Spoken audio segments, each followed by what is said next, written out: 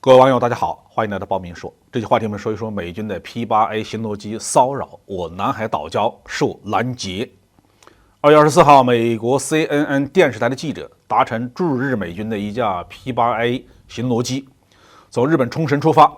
经过一架 KC-135R 加油机空中加油之后飞到中国南海上空转了一大圈，然后返回冲绳。这是美军在中国南海和东海的常规操作。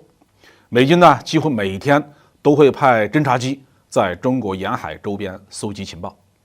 这一次 CNN 的记者在飞机上亲身经历了解放军战斗机的拦截，从西沙群岛附近开始，到这架 P-8A 转向南海深处飞行，我军的战斗机才脱离返航。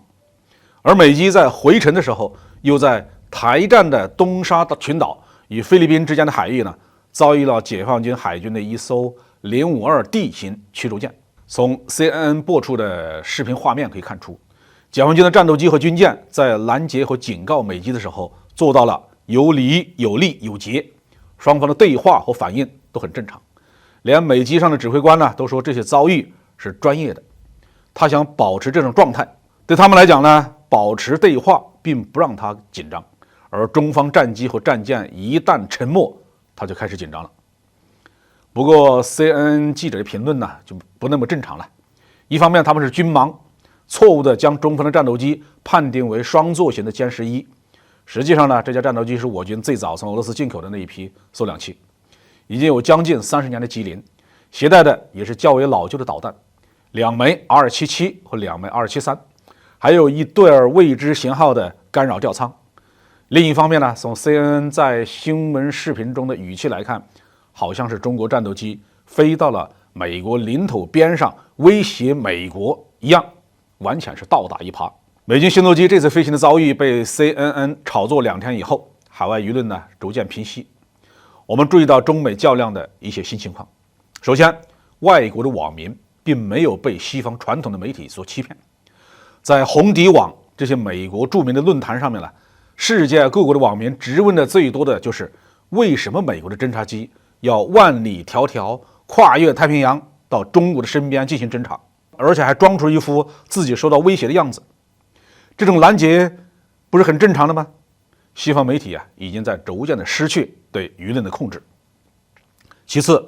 中国在南海的填海造岛行动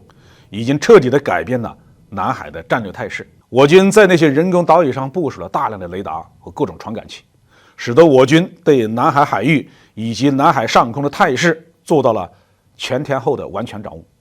美军的飞机和舰船只要一出现在南海周边，我方就能够有效的拦截，这在造岛之前呢是做不到的。第三，我军对美军有威胁的所谓自由航行都会进行拦截，不仅针对美军的飞机，而且针对美军的舰艇。中方并不热衷于披露这些拦截事件，尽管这些对抗几乎是每天都在发生。这次 CNN 披露出来的这种海空斗争只是冰山的一角。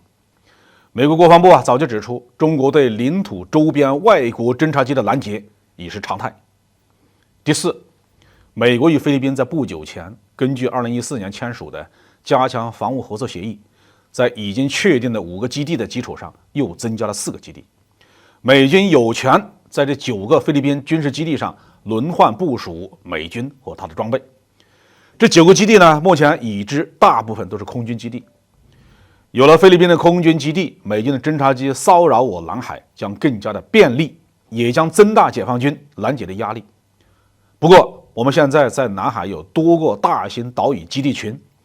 这些大型岛屿基地互为犄角之势，互相支援，互为警戒，共同对敌。美军即使进驻菲律宾，也仍然占不到任何便宜。好，这句话题我们就说到这里。